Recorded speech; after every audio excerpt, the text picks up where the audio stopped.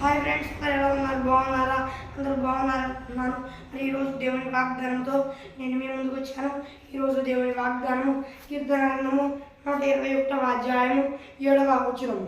ఈ అపాయము రాకుండా యెహోవా నిన్ను కాపాడు, ఆయన నీ ప్రాణమును కాపాడు. ఇది ఫ్రెండ్స్ ఈరోజు వాగ్దానం. మరి ఈరోజు దేవుని వాగ్దానం ద్వారా దేవుడు ఏం సెలవిస్తున్నాడంటే, ఏ అపాయం రాకుండా నేను నిన్ను కాపాడుతాను, ప్రాణాన్ని నేను కాపాడుతాను, ఏ ఇబ్బంది లేకుండా సాయం చేస్తాను అని దేవుడు సెలవిస్తున్నాడు. ఎవరైనా భయపడుతున్నారా? భయపడవాకండి. ఆయన ఏ అపాయం రాకుండా మిమ్మల్ని కాపాడుతాడంట. అలాగే ఆయన మీ ప్రాణమును కాపాడుతాడంట.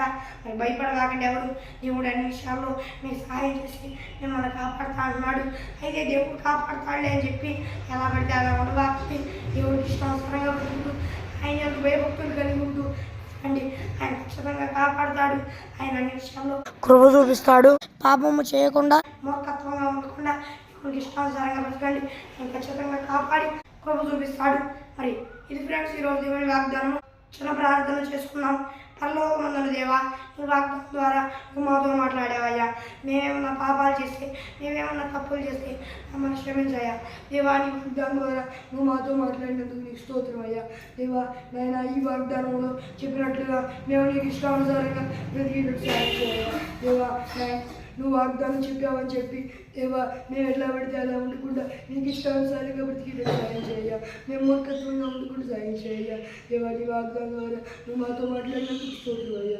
మేము అందుకు తగినట్లుగా నీ అందుకు భయభక్తులు కలిగి ఉంటాయి. అన్ని విషయాలు నువ్వు సాయం చేయ. యేసుక్రీస్తునామమున అడిగి వేడుకొనుచున్నాను నా ప్రియ పరలోకపు నా ధన్యవాదాలు. మరి ఇది ఫ్రెండ్స్ ఈరోజు దేవుని వాగ్దానం. మరి ఈ వీడియో నచ్చితే వీడియో లైక్ చేయండి, షేర్ చేయండి, సబ్స్క్రైబ్ చేసుకోండి. మీ ప్రార్థన అవసరాల కొరకు స్క్రీన్ మీద కనిపిస్తున్న నెంబర్కి కాల్ చేయండి. ఏ సమయానైనా మీ ప్రార్థన అవసరాల కొరకు ప్రార్థన చేయబడును. అలాగే ఆ నెంబర్కి వాట్సాప్ అకౌంట్ ఉంది. ఆ వాట్సాప్ అకౌంట్కి అయినా మెసేజ్ చేయగలరు. ఏ సమయానైనా వాట్సాప్ ఆన్లో ఉంటుంది. వెంటనే మేము ఆ మెసేజ్ను చూసి ప్రార్థన చేయడం జరిగింది. మీరు వాట్సాప్ మెసేజ్ అయినా చేయగలరు. అలాగే మీరు ఫోన్ కాల్ అయినా చేయగలరు. ఏ సమయానైనా మేము అందుబాటులో ఉండడం జరిగిద్ది. మేము మీకు ప్రార్థన చేయడం జరిగిద్ది. మరి ఒక వాగ్దానంతో మళ్ళీ కలుద్దాం.